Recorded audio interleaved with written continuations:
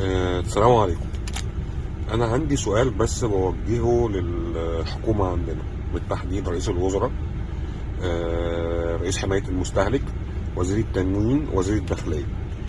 دي خرطوشة اللي أنا لسه جايبها من شوية من تاجر جملة، تاجر اسمه هشام في حدائق القبة، مصر، شارع مصر والسودان، أكيد معروف يعني. الراجل ده بيبيع سجاير جملة بس. أنا جايب الخرطوشة دي النهاردة بكام؟ لسه من ساعة مثلا. بصوا انتوا على الرصيد، الرصيد اهو، عامله 590 جنيه. 590 جنيه، مع ان هي سعرها الرسمي 390 جنيه.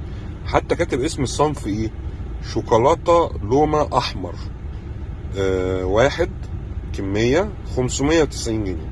طيب انا النهارده الخرطوشه دي المفروض انها بتتجاب للمستهلك ب 390 جنيه. احنا بنتكلم في فرق 210. انا عايز اعرف ال 210 دول بيروحوا لمين؟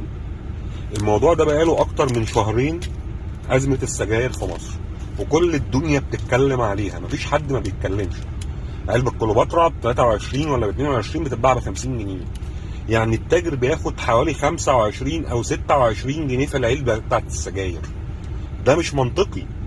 ده مش منطقي ان الموضوع بقاله شهرين مفيش حد اتحرك.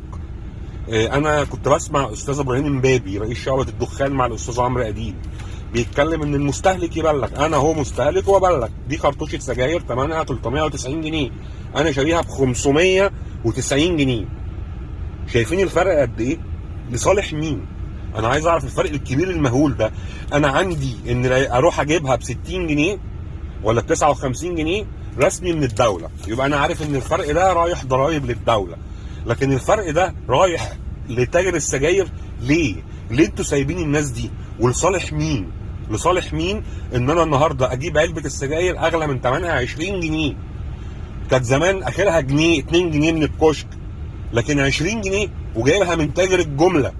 طب امال بقى بتاع الكشك هيداني بكام؟ اما ما هي من تاجر الجمله ب 59 جنيه، انا هجيبها بكام؟ انا سؤالي موجه للناس دي. انا اتمنى ان حد ينزل ويتحرك. اكيد تجار سجاير الجمله معروفين للدوله هم مين، عندهم قايمه بالناس دي. ليه انت بتبيع بزياده مهوله؟ زياده مهوله، حرام، كفايه اللي احنا فيه.